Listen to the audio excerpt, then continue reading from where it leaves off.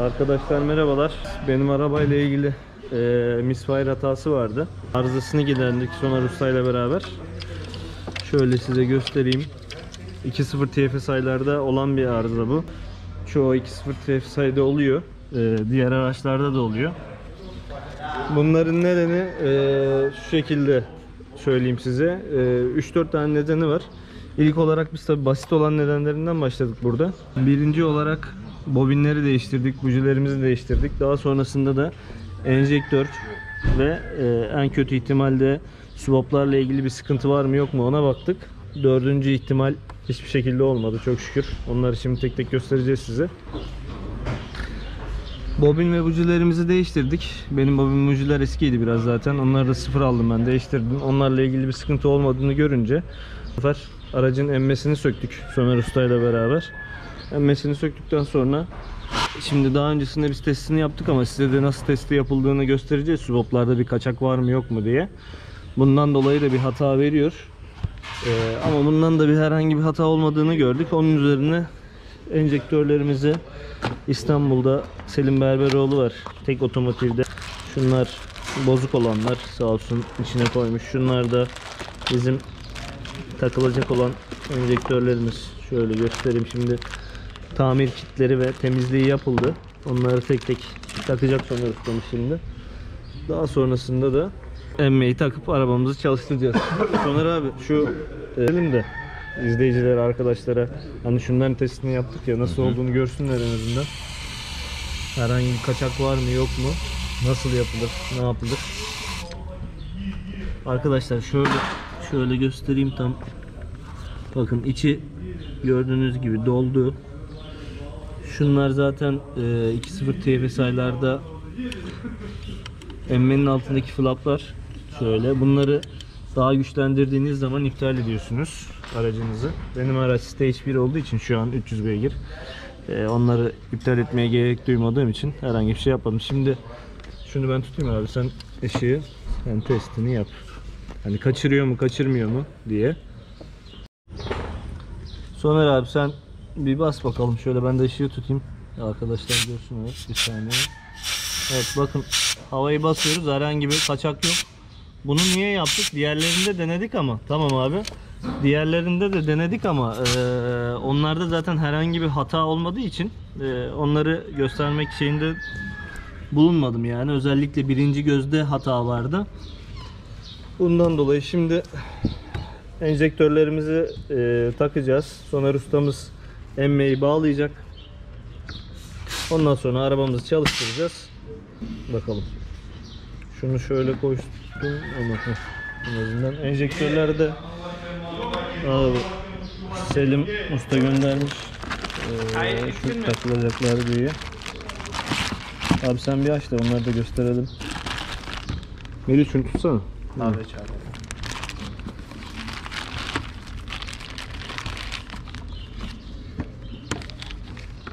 Arkadaşlar enjektörlerimiz böyle. Benim 3 tane enjektörüm sağlamdı. Ben onların temizliğini yaptırdım. Böyle tamir kitleri var.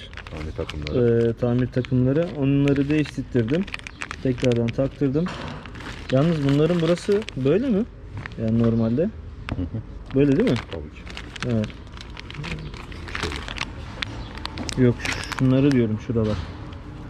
Bunlar mı? Evet, oralar orijinalinde öyle değil mi? Ben çünkü fark etmemiştim. Arkadaşlar o enjektörlerimiz bu şekilde, üstünde kodları var. Biz dediğimiz gibi İstanbul'a gönderdik tek otomotive. Orada testini yaptırdık Selim Berberoğlu'nda. Sağ olsun yardımcı oldu. Tabi bunu bizi yönlendiren İstanbul'dan Robert abi var. O da onu tavsiye etti. Oraya gönderdik, temizliğini yaptık ve şimdi Soner Ustamız takacak. Ondan sonra da arabamızı çalıştıracağız. Emmemiz neredeydi? Emme öbür tarafta değil mi? Onların da emmeyi de gösterelim şöyle.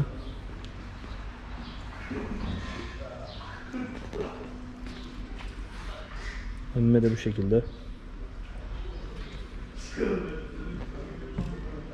Şöyle şimdi onların içinde temizliğini yapacak. Bir de 2.0 TFSI'lerde arkadaşlar şuna dikkat etmek gerekiyor. Eğer normalde Orijinal gaz kelebeği bu araçların plastik. Güçlendiği zaman, yani beygirleri arttırıldığı zaman bunları değiştirmekte fayda var. Kırılmasını engelliyor. Eğer kırılırsa da zaten Allah korusun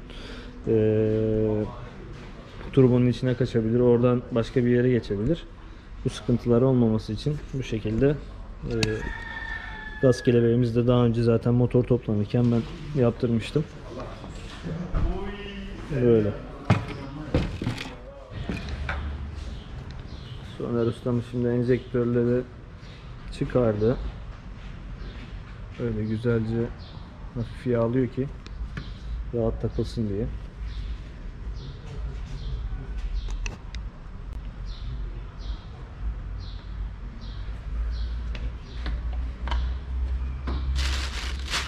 Şimdi ben şöyle koyayım da. Şuralarını silmeye gerek falan var mı abi? Yani bilmiyorum ama.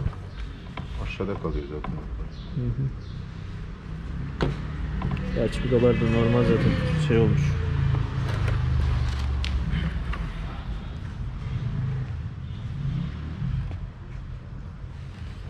Enjektörler bu şekilde arkadaşlar. Bakın tekrardan göstereyim şöyle.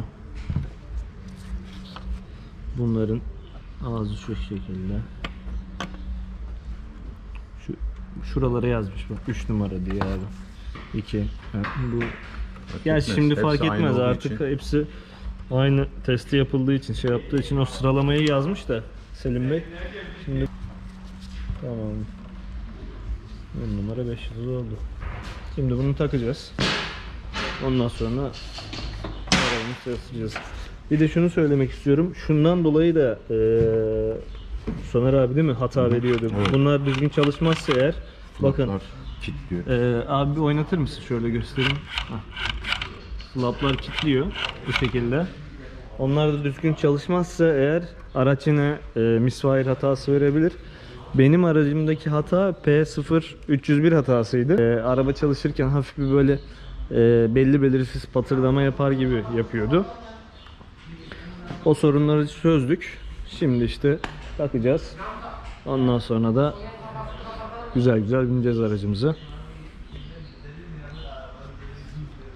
Takalım abi o zaman yavaş yavaş.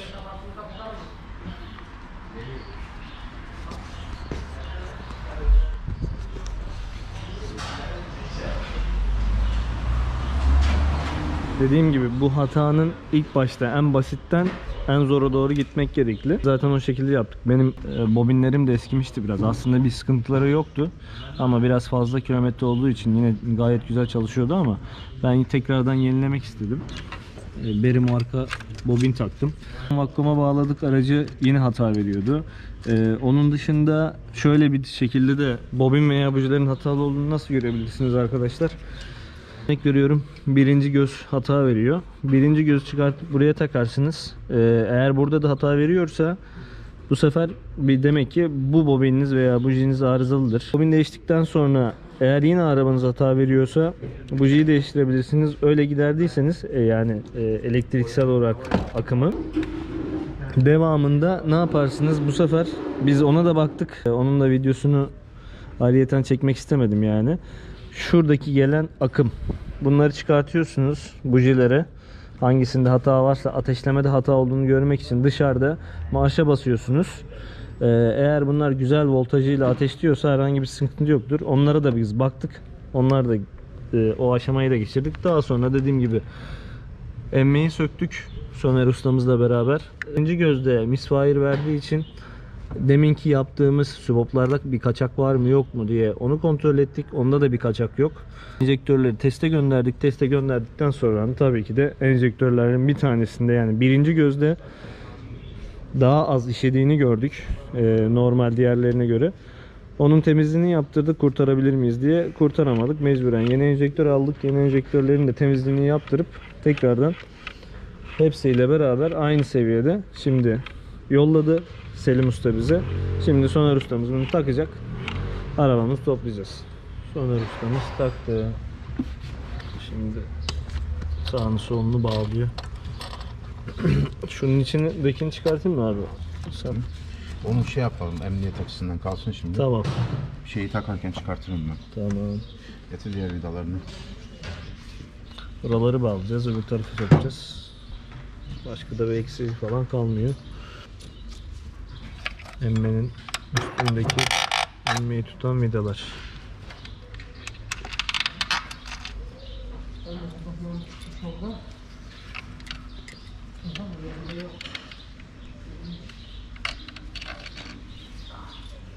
Aşağıdan alalım.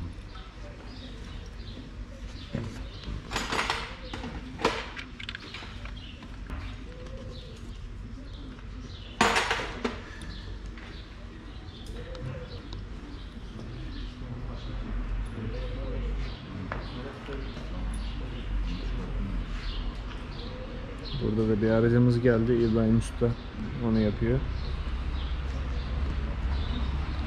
İbrahim Ustam, kolay gelsin. Teşekkür ederim. Sağ olun. Tekrardan arabamızın başına gelelim. Zaten çok uzun bir işlemi yok zaten. Soner abi değil mi? Yani takması vesaire. Bir saat Aynen. Hemen sağını solunu takacağız, bakacağız. Bir taktıktan sonra kontrollerini yapacağız arabanın. Ondan sonra vakkuma bağlayacağız. Hata veriyor mu vermiyor mu diye. Ondan sonra da zaten işlemimiz tamamlanmış oluyor. Evet. Hadi getir. Bizim dükkanımızın en önemli özelliğinden bahsedeyim mi Soner abi? Araçların şöyle kaputlarının açık olması arkadaşlar. Bu Soner Usta'nın arabası. Bu bizim emektar. Köye gidip geldiğimiz araç. Palio, Golf. Bu da benim Cupra.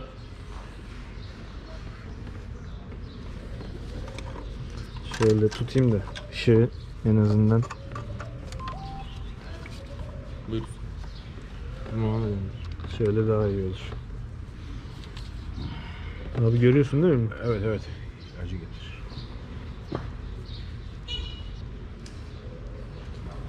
Şunu şuraya takayım mı?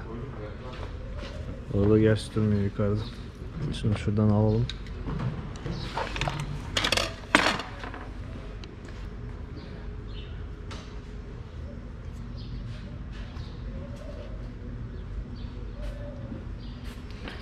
Artık kış geçtiği için şu kar lastiklerimizi de normal lastiklerimizi değiştireceğiz arabamızın. Normalde bizim Adana'da birçok Cupra'da da bu lastikleri tercih ediyorlar.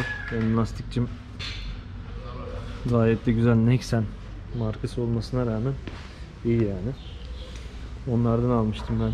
Daha bir şöyle yani 5500 kilometre falan olmuştur ya da 6000 belki. Şöyle.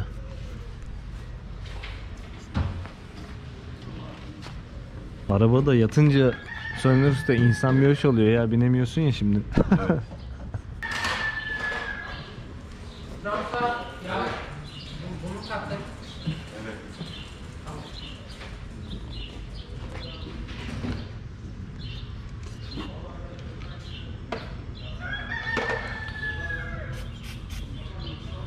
Şurasını da gerçi en son bir arabayı kendi motorunu falan detaylı bir şekilde yine şey yapacağım, baştan aşağı temizleyeceğim ama yine şöyle ufak tefek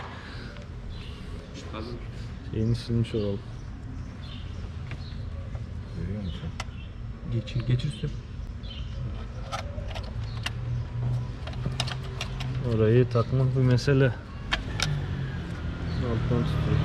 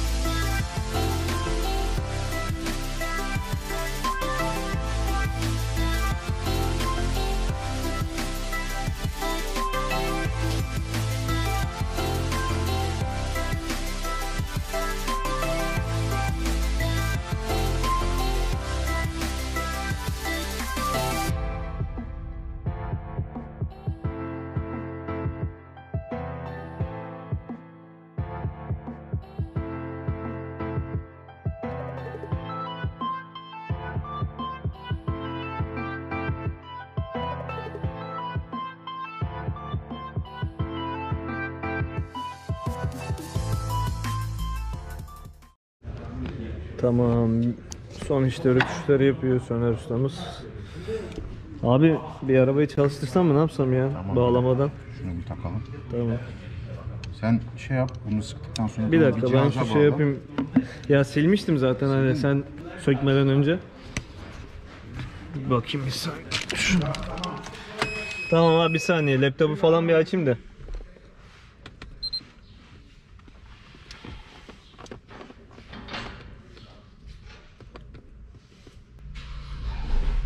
Tamam, hatası görünmüyor şu an zaten.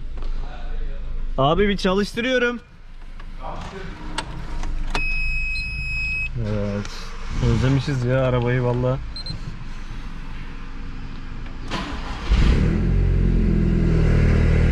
Ey yavrum. Maşallah.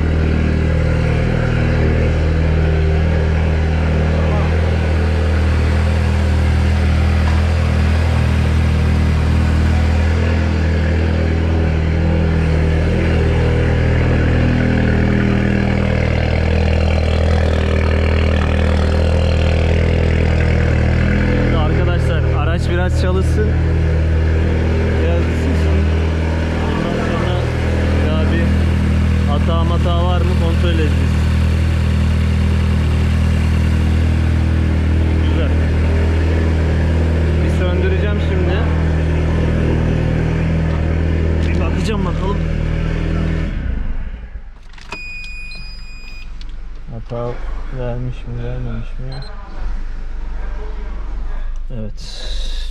Görmüş olduğunuz gibi bir hatası yok çok şükür. Demek ki yaptığımız işlem doğru. Şimdi bir daha bir çalıştıralım.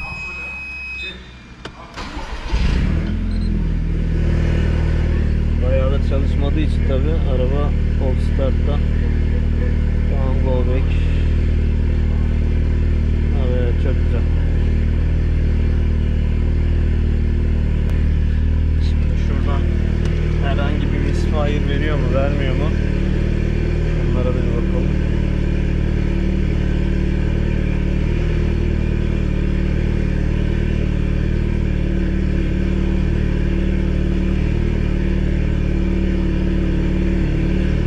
Evet, çalışırken de herhangi bir şey yok. Şimdi gaza basamıyorum çünkü daha araba soğuk. Bir hafta 10 günden beri duruyor. Tabi İstanbul'a enjektörleri gönderdik. Geri geldi. Olmadı. Bir tanesi, ondan sonra yeni bir tane daha tekrardan sağ olsun arkadaşlar yardımcı oldular. İzmir'deki bir kardeşimiz. İşte onu taktık. Onların da testi yapıldı. Testini yapıldıktan sonra tekrardan oradaki İstanbul'daki ustamız bize gönderdi. Gönderdikten sonra biz de görmüş olduğunuz gibi aracımızı topladık. Şimdi çalıştırdık. Şimdi tamamen toplayacağız. Ondan sonra da yola çıkmaya hazırız. Hafiften bir gaz vereyim. Özlemişim ya arabamı. Normalde bir hata olursa arkadaşlar bunların hepsinde yani misfire verdiği zaman eksiye düşüyordu. Önceden benim araçtaki problem birinci gözle misfire veriyordu. Misfire'da ne yapıyordu? Örnek veriyorum. Araba her şey çok güzel, gayet güzel çalışıyor. Yalnız burada sayı sayıyordu. Örnek 1, 2, 3, 4, 5, 6, 7, 8, 9, 20'ye kadar sayıyordu. Örnek veriyorum yani, ya da 30'a kadar. Sonra tekrardan sıfırlıyordu. Bu şekilde bir sıkıntısı vardı aracın. Gazlarken de bir sıkıntı yoktu. Gazlarken de bir sıkıntı vermiyordu. Çünkü bunların iyi oldu abi, güzel. Aynen, maşallah, eline sağlık abi, çok güzel oldu. Gazlarken de bir sıkıntı vermiyordu. Yalnız bunlarda şöyle bir durum var. AFR'de herhangi bir sıkıntı yok. Biz ondan korktuk, AFR'den. Söndüreyim abi bir saniye. AFR'sinde herhangi bir şey var mı diye korktuk ama 2.0 TFSI'ların AFR sensörü nereden ölçüyor diye sorarsanız ortak bir havuzdan ölçüyor. Yani enjektörleri tek tek ölçmüyor. Bundan dolayı da AFR'de herhangi bir bozukluk olmuyor. Araba gayet düzgün çalışıyor. Yani ama onun dışında arka planda misfire veriyor. Misfire verdiğinden dolayı da hafiften böyle bir motorda bir yani nasıl desem size, normal çalışıyor, böyle su baloncuğu gibi pıt diye bir ses geliyordu yani hani egzozdan, çok belli belirsiz. Dediğim gibi zaten videonun önceki kısımlarında anlattım. İlk önce buji, bobin, Buji bobin değiştikten sonra bobinlere gelen elektrik akımını biz kontrol ettik. Onda da bir sıkıntı çıkmadı. Daha sonrasında dedik ki artık ya enjektör veya şey olacak. Swaplarda bir kaçak vardı diye düşündük. Yani çünkü gidişat ona gidiyordu. Kapakla ilgili bir sıkıntı olabilirdi. Allah'a çok şükür o da olmadı. Yani korktuğumuz başımıza gelmedi. Ama biz ne yapmıştık? Ben arabayı toplamadan önce enjektörleri temizletecektim. Onları temizletemedim. Bir testini yaptıracaktım. Yaptıramadığımdan dolayı bu zamana kaldı. Robert abinin de tavsiyesiyle İstanbul'daki Selim Usta'ya gönderdik. Tek Otomotiv'e. O sağ olsun gerekli işlemleri yaptı. Tamir takımını değişti. Orijinal olarak servisten aldık onu da. Onları da taktı, testlerini yaptı. İşlemelerini de kontrol etti. Ondan sonra bize gönderdi. Biz de burada montajını yaptık. Sağ salim taktık. Şimdi kapak testini de yaptık biz zaten Soner Usta'yla. Kapakta yani orada misfire veren gözde de herhangi bir şey çıkmadı. Çok şükür. Enjektör eğer bozuk olmasaydı diyecektik ki kapakta sıkıntı var. Zaten enjektörü göndermeden önce ilk başta onu yaptık ki hani görelim diye. Tabii o eğer öyle bir şey olsaydı bayağı bir üzülürdüm ben. Enjektörleri yaptırarak olayı çözmüş olduk. Evet, tekrardan bir çalıştıralım aracı. Biraz çalışsın bakalım en azından. Ne yapacak, ne edecek onu görmüş oluruz. Hatta ben şunu da açayım tekrardan bir.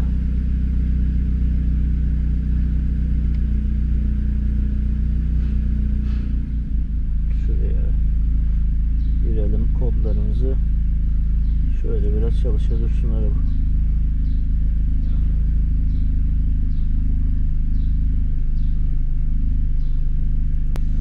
Gördüğünüz gibi bakın hiçbirinde misfire hatası gözükmüyor.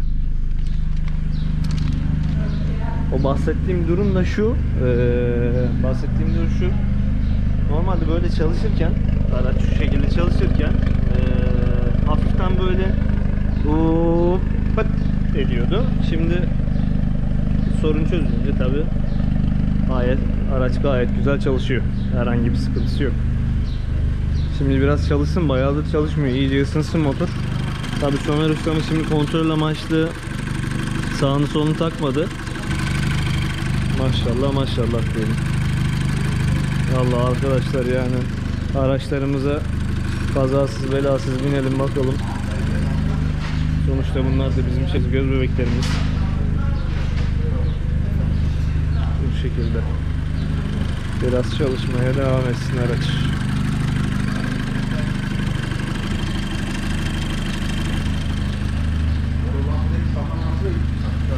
He abi aynen. Zaten pat hafiften sallanma vardı. Aynen. Sağ olasın abi, eline sağlık. 10 numara 5 oldu. Şimdi biraz da ısınsın iyice güzelce. Isındıktan sonra da sen kontrollerini yaparsın. Tamam.